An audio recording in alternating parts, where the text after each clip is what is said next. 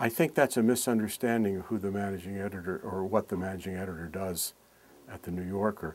There didn't used to be any of those titles, but now there are, and I don't know who that is now, but maybe 10 or 15 years ago it was somebody who was the same age. We called him editor boy.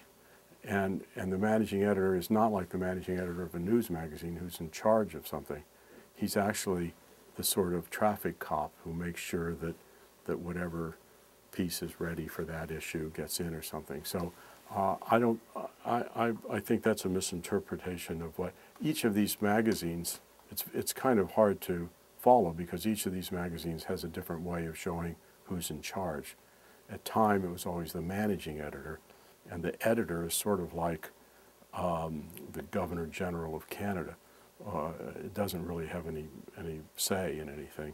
At the Times, the managing editor is the number 2, and the executive editor is the boss. So, but at the New Yorker, to the extent that anybody knows anybody's title, which is unusual, and there's no masthead, you'll notice, at the New Yorker.